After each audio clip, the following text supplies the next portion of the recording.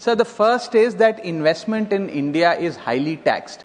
1,60,000 करोड़ रुपए foreign portfolio investor ने भारत की इंडियन इक्विटी से विड्रॉ कर लिए. Foreign money leaves, it is the Indian investor that comes to the rescue of the stock market. आज एक ऐसी टैक्सेशन रिजीम बन गई है जिसके अंदर कैपिटल गेन टैक्स बहुत हाई है, बट नर्चर इन्वेस्टमेंट्स, हमें इन्वेस्टमेंट को प्रोत्साहन देना होगा. और sir the first is that investment in India is highly taxed.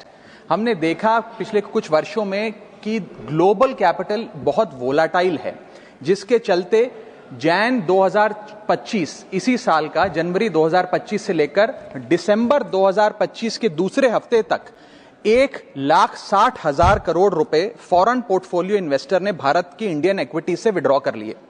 जब यह विड्रॉ किया गया उस समय डोमेस्टिक इंस्टीट्यूशनल इन्वेस्टर और डोमेस्टिक इन्वेस्टर्स भारत के स्टॉक मार्केट की रक्षा करने के लिए आगे बढ़े, और इसी पीरियड में डोमेस्टिक इन्वेस्टर ने 7 लाख करोड़ रुपए भारत की इंडियन इक्विटीज में इन्वेस्ट किया. ये एक हिस्टोरिक अचीवमेंट भी था, मार्केट की मैच्योरिटी भी दिखाता है, लेकिन उससे ज्यादा यह दिखाता है कि जब foreign money leaves, it is the Indian investor that comes to the rescue of the stock market.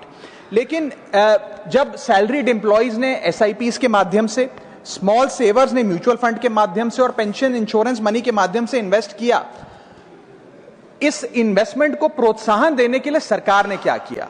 आज एक ऐसी टैक्सेशन रिजीम बन गई है जिसके अंदर कैपिटल गेन टैक्स बहुत हाई है, इंडेक्सेशन का बेनिफिट इन्वेस्टर को मिलता नहीं है, सरचार्जेस ज्यादा होने की वजह से टैक्स रेट शार्पली इंक्रीज हो चुके हैं, और फ्रीक्वेंट चेंजेस के चलते इन्वेस्टर को सर्टेनिटी नहीं मिलती. और एक व्यवस्था ऐसी बन गई है कि long term investments in this country are being treated as short term speculation when it comes to taxation. इसे बदलने की जरूरत है. If India truly wants deep capital markets and long-term domestic savings, sir, then patient capital must be respected and not penalized.